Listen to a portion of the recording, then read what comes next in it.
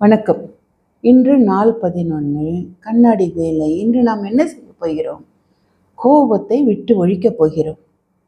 நாம் நல்ல விதமாக இருக்கப் போகிறோம்.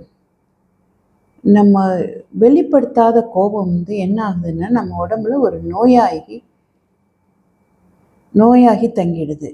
அதனால கோபம் என்ற உணர்வு அது ஒரு நேர்மையான உணர்வு தான். ஆனால் அது நிறைய தடவை நம்ம அதை அமுக்கி வச்சிடுறோம். வெளியே சொல்கிறதே இல்லை. அதனால் என்ன ஆகுது? கோபம் வருதா? வெளியில் சொல்லவும் முடியலையா? ஒரு தலகாணி எடுத்து நல்லா குத்துங்க. எப்படியாவது அந்த கோபத்தை வெளியில் விடணும். இல்லாட்டா அது போய் நம்ம உடம்புல போய் நம்மளை ஒரு நோயாளியாக எல்லாம் ஆக்குது. இன்றைக்கி நம்ம என்ன செய்ய போகிறோம்? ஒரு கோபத்தை பார்க்குறோமா? அப்போது நம்ம என்ன பண்ண போகிறோம்? நம்ம அன்பால் அந்த கோபத்தை அழைக்க போகிறோம்.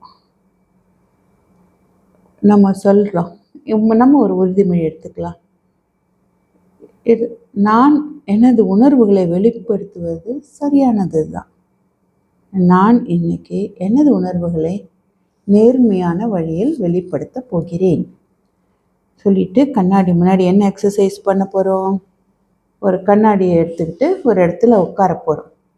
உட்காந்துட்டு உங்களை பார்க்குறீங்களோ அல்லது உங்களை கோவப்படுத்தவனவங்களை பார்க்குறீங்களோ பார்த்துட்டு மனசுக்குள்ளார கொண்டு வாங்க, எதனால் அந்த கோபம் வந்ததுன்னு.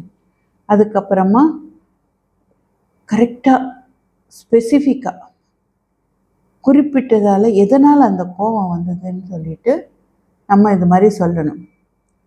நான் ரொம்ப கோபமாக இருக்கேன், ஏனென்றால் அந்த காரணத்தை சொல்லுங்கள்.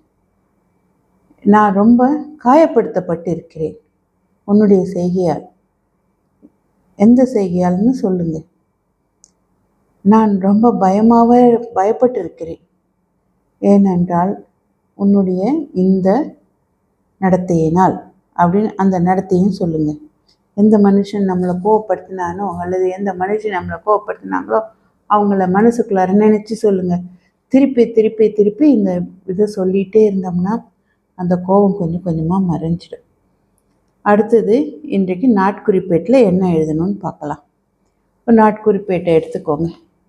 எடுத்துட்டு எதுக்காக நான் நாள் முழுசும் கோபமாக விரும்புகிறேன், நான் என்ன செய்கிறேன், திருப்பி திருப்பி அது எனக்கு கோவப்படுத்துது, நான் யாரை தண்டிக்கிறேன், நான் என்னத்தை வெளியில் விடுறேன், அது ஆகர்ஷிக்குது, அது இந்த கோபத்தை ஆகர்ஷி என்னை எரிச்சல் படுத்துது இப்படின்னு கேள்வி கேளுங்க. அதுக்கப்புறம் கொஞ்ச நாள் கண்ணை மூடி தியானம் இருந்துட்டு சில கேள்விகளை கேட்டு அதுக்கான பதிலை கண்டுபிடிச்சி இந்த பதிலில் நீங்கள் நல்ல விதமாக உபயோகிக்கலாம்.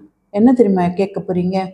இன்றைக்கி நான் என்ன தேவை, எனக்கு என்னை எது சந்தோஷப்படுத்துது, நான் எது செஞ்சால் நான் சந்தோஷமாக இருப்பேன். இந்த 3 கேள்விக்கும் பதில் கேட்டு எழுதி அதை நீங்கள் பண்ணணும்.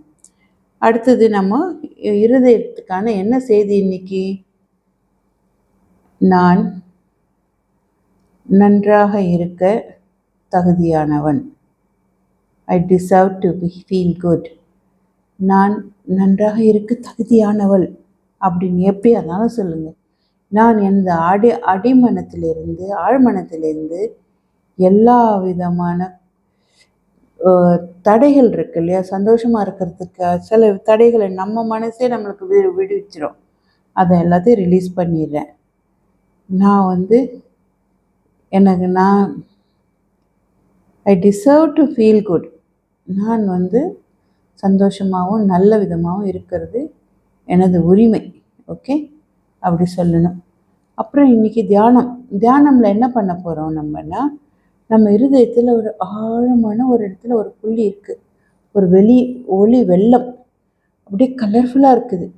அந்த ஒளி அப்படியே அதையே ஒரு தடவையும் மூச்சு இருக்கும் பொழுது when every breath I take, நான் ஒவ்வொரு மூச்சு காத்துலேயும் நான் நலமாகிறேன், நான் குணமாகிறேன் இப்படியே நினைங்க.